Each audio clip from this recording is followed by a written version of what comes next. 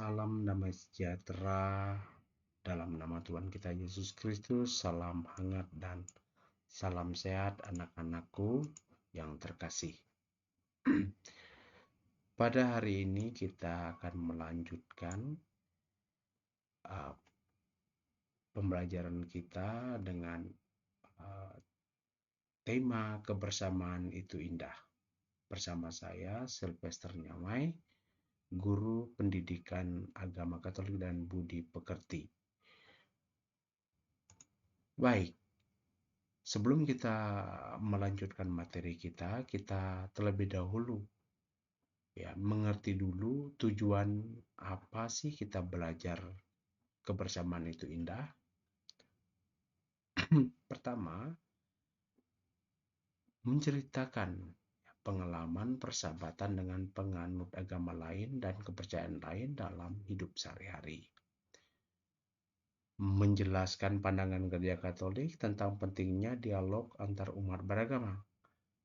Kemudian menjelaskan tindakan positif yang dapat diusahakan dalam mewujudkan kebersamaan yang indah. Jadi ada 3 tujuan pembelajaran ini yang nanti akan menjadi pemandu kita untuk mendalami materi tentang kebersamaan itu indah. Baik, anak-anakku, hal yang harus kita ketahui adalah betapa bahagianya orang yang hidup dalam suasana kehidupan yang penuh dengan persaudaraan. Hidup dalam persaudaraan adalah hidup dalam semangat kasih. Itu yang menjadi dasar hidup persaudaraan. Kasih itu tidak pernah membeda-bedakan, tulus, rela berkorban, dan kasih itu mau terlibat. Jika kita menghayati dan mewujudkan apa yang telah difirmankan Tuhan, maka hidup persaudaraan yang penuh dengan keindahan akan dapat kita wujudkan. Itulah keindahan kebersamaan dalam hidup yang dapat kita usahakan. Coba kita perhatikan gambar-gambar berikut ini. Ada sekelompok suster yang sedang menyalakan lilin bersama dengan umat saudara kita Muslim. Kemudian dilanjutkan dengan gambar berikutnya juga di sebelah kanan atas. Kita melihat bahwa sepertinya suster itu sedang bersenda gurau dengan umat saudara kita Muslim. Kemudian di bawahnya kita kembali melihat tentang foto atau dokumentasi para tokoh-tokoh agama, mungkin dalam wadah dialog antar umat beragama.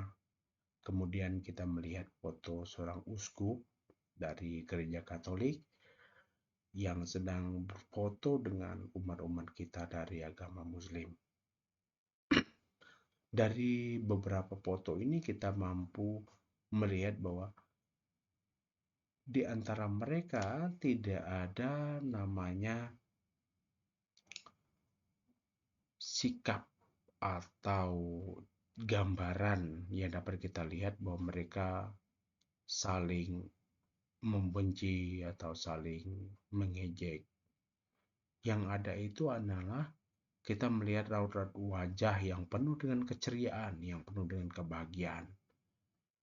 Nah, inilah gambaran kebersamaan, yaitu indah salah satunya. Nah, persaudaraan dalam pandangan Gereja Katolik itu seperti apa? Bagi umat Katolik, pengertian persaudaraan bukanlah dalam arti sempit. Nah, dicontohkan sempit itu misalkan relasi dengan sesama umat Kristiani, yang dalam paroki, mungkin dalam satu paroki, dalam satu lingkungan, dalam satu stasi, atau mereka yang sudah dibaptis sehingga menjadi anak-anak Allah dan menjadi saudara. Bukan hanya itu saja. Nah, dalam pandangan Gereja Katolik, mari kita lihat apa yang dikatakan oleh 1 Yohanes 4:21 dalam konteks persaudaraan kita orang Katolik. Jadi kata Yesus, barang siapa mengasihi Allah, ia harus mengasihi saudaranya. Kata-kata ini ya atau perkataan Kristus tersebut perlu dimaknai dalam konteks yang universal, umum. Artinya tidak terbatas pada iman saja persaudaraan ini yang sama atau agama yang sama, tidak. Persaudaraan seperti apa? Sehingga bagi umat Kristiani segala tingkat kehormatan harus tunduk pada persamaan dasar. Kamu satu sama lain adalah saudara. Jadi kalau kita memaknai konteks dari apa yang ada dalam bacaan ini, persaudaraan yang dimaksudkan adalah persaudaraan yang universal kita dengan semua orang, bukan hanya dengan seagama kita saja, tapi dengan orang lain. Nah, seperti pada gambar ini. Gambar ini menceritakan di mana Yesus sedang menjalin komunikasi, atau dalam kitab suci itu Yesus minta tolong kepada perempuan Samaria untuk memberikannya air. Nah, percakapan yang begitu intim itu yaitu antara Yesus dengan perempuan Samaria.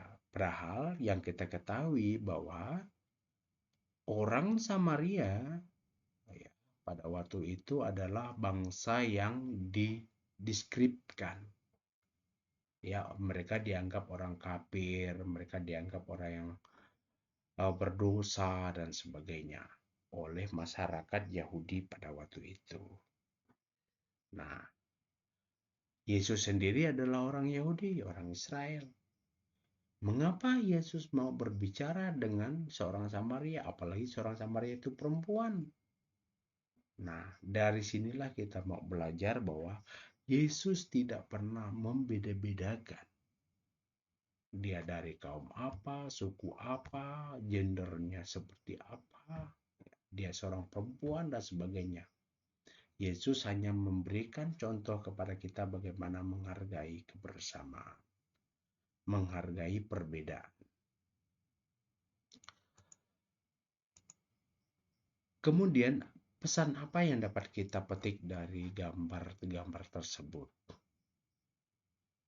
Gambar-gambar para tokoh di atas tadi. Persahabatan yang tulus adalah persahabatan yang tidak memandang berbagai perbedaan, termasuk perbedaan agama. Itu. Jadi tidak pernah perbedaan itu dijadikan sebagai sebuah dasar kita untuk mendiskreditkan orang atau membenci orang atau mengkafir-kafirkan orang. Tidak. Ajaran agama Katolik tidak pernah memandang itu semua. Karena dasar dari ajaran agama Katolik tentang kasih. Persahabatan yang demikian akan diwujudkan kebersamaan yang mengembirakan bagi siapa saja yang bersahabat. Ya, karena dalam persahabatan itu ada ketulusan. Ya, ketulusan untuk berbagi, ketulusan untuk memberi, ketulusan untuk menolong. Jadi tidak ada namanya paksaan. Nah, dengan demikian usaha apa yang dapat kita lakukan? Pertama, saling memberi ucapan selamat kepada teman kita yang merayakan hari raya keagamaan. Kemudian saling membantu antar teman yang sedang menjalankan ibadah, menghormati teman yang sedang berpuasa, ikut terlibat dalam kegiatan kerja bakti mungkin, ya seperti contoh ada membangun rumah ibadah dan sebagainya. Tidak salah bagi kita orang Katolik, kalau ada teman kita merayakan hari raya, kita mengucapkan Selamat Idul Fitri, selamat merayakan hari Nyepi, atau Gongsi Pakcai, tidak masalah. Bukan berarti dengan mengucapkan selamat itu kita mengkhianati agama kita atau kita meninggalkan agama kita, bukan. Tetapi dengan kita mengucapkan salam kepada teman, kepada saudara kita, itu artinya kita menghormati mereka. Ya, menghormati mereka, menghormati agamanya. Satu hal yang harus kita ketahui, menghormati agama orang bukan berarti kita menghindari mengucapkan selamat hari raya dan sebagainya. Bagi orang Katolik, persaudaraan itu menjadi hal yang utama. Dan dalam konteks persaudaraan, menghormati dan saling menghargai itu adalah kunci yang utama bagi orang Katolik. Nah, bagaimana dengan pandangan gereja Katolik berikutnya? Nah, kita mau belajar dari Yesus yang menyembuhkan hamba seorang perwira di Kapernaum. Silakan bagi anak-anakku yang punya kitab suci, atau sudah Bapak tampilkan dalam slide ini, kita buka Matius 8, 5 sampai dengan 13. Ketika Yesus masuk ke Kapernaum, datanglah seorang perwira mendapatkan dia dan memohon kepadanya. Tuhan, hambaku terbaring di rumah karena sakit lumpuh dan ia sangat menderita. Yesus berkata kepadanya, aku akan datang menyembuhkannya. Tetapi jawab perwira itu kepadanya, Tuhan, aku tidak layak menerima Tuhan di dalam rumahku. Katakan saja seperti kata, maka hambaku itu akan sembuh. Sebab aku sendiri seorang bawahan, dan di bawahku ada pula prajurit. Jika aku berkata kepada salah seorang prajurit itu pergi, maka ia akan pergi. Dan kepada seorang lagi datang, maka ia datang. Ataupun kepada hambaku, kerjakanlah ini, maka ia akan mengerjakan. Setelah Yesus mendengar hal itu, heranlah ia dan berkata kepada mereka yang mengikutinya, aku berkata kepadamu, sesungguhnya iman sebesar ini tidak pernah kujumpai pada seorang pun di antara orang Israel. Aku berkata kepadamu, banyak orang akan datang dari timur dan barat dan duduk makan bersama-sama dengan Abraham, Ishak dan Yakub di dalam kerajaan surga. Sedangkan anak-anak kerajaan itu akan dicampakkan ke dalam kegelapan yang paling gelap. Di sanalah akan terdapat ratap dan kertak gigi. Lalu Yesus berkata kepada perwira itu, pulanglah dan jadilah kepadamu seperti yang engkau percaya. Maka pada saat itu juga sembuhlah hambanya. Demikianlah sabda Tuhan. Baik anak-anakku, dari bacaan Injil ini, kita mau belajar bagaimana Yesus, ya, yang notabene orang Yahudi, orang Israel, kembali memberikan contoh kepada kita bagaimana cara menghormati, menghargai, dan tidak pernah melihat perbedaan itu sebagai sebuah permusuhan. Perlu kita ketahui bahwa perwira Romawi adalah oleh masyarakat pada waktu itu, masyarakat Yahudi pada waktu itu dianggap sebagai orang kafir. Nah, menurut adat istiadat Yahudi, haram hukumnya untuk bergaul dengan bangsa kafir seperti perwira Romawi. Nah, mengapa demikian? Karena bangsa Israel pada waktu itu sedang dijajah oleh bangsa Romawi. Dan mereka sangat benci sekali dengan orang Romawi. Ya, karena mereka bangsa yang terjajah. Nah, otomatis mereka juga bangsa yang ditindas oleh masyarakat Romawi oleh masyarakat Romawi atau tentara-tentara Romawi pada waktu itu yang sedang menguasai daerah mereka. Maka banyak orang tidak mau berkomunikasi, berelasi dengan bangsa Romawi, tetapi tidak dengan Yesus. Yesus memberikan contoh kepada kita betapa perbedaan tidak menjadikan halangan bagi Yesus untuk membantu, menolong. Ya, setelah itu hambanya yang sakit tadi itu sembuh hanya karena iman seorang perwira Romawi itu. Nah, seharusnya kita juga begitu. Kita tidak memunculkan perbedaan, kita tidak memunculkan terjadinya permusuhan, ya, seperti satu kasus yang pernah terjadi, ya, kasus di Poso yang dianggap sebagai konflik agama. Ya, apa yang terjadi waktu itu? Ya, banyak penderitaan dari masyarakat karena orang-orang, ya, saling membenci, saling bunuh-membunuh, ya, karena ego tadi. Nah, maka daripada itu, kita tidak perlu memunculkan adanya perbedaan. Perbedaan itu ada, itu memang kita terlahir, berada di tempat yang berbeda, atau dari keluarga yang berbeda. Nah, apakah itu suatu masalah? Tidak. Itu harusnya menjadikan kita sebagai orang yang bersyukur. Karena perbedaan itulah yang membuat kita semakin berkembang.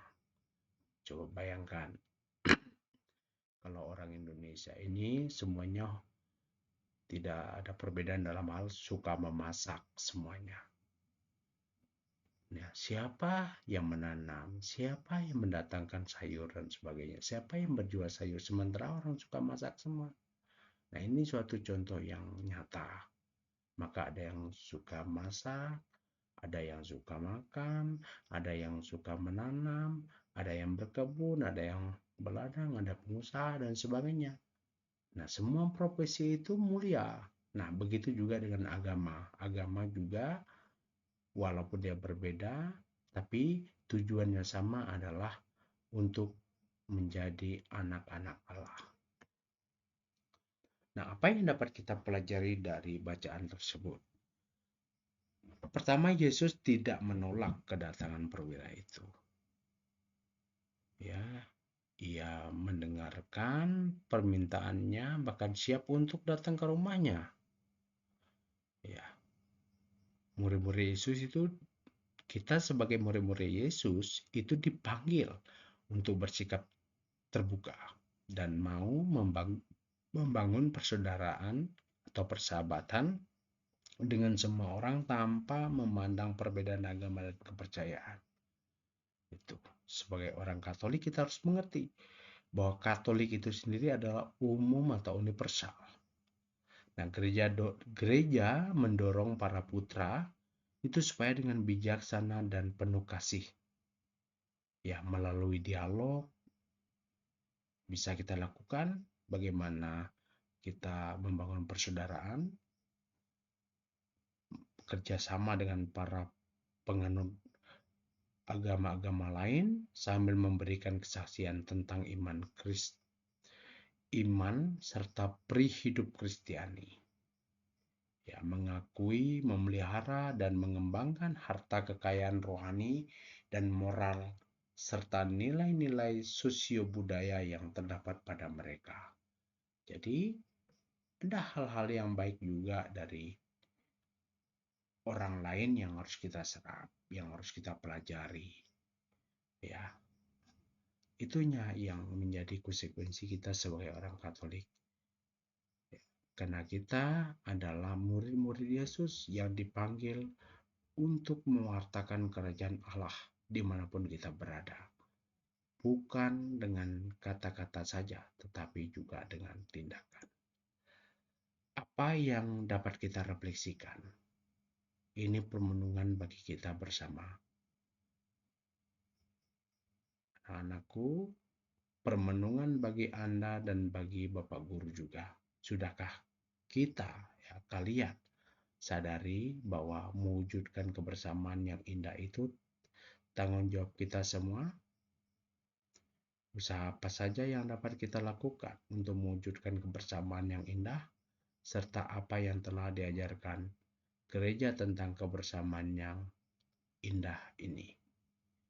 Semoga 3 pertanyaan ini itu menjadikan refleksi kita untuk semakin menghormati, semakin menghargai, dan tidak mendiskreditkan namanya perbedaan itu. Karena kita semua adalah saudara. Salam dalam nama Tuhan kita Yesus Kristus. Salam sehat dan jangan lupa bahagia.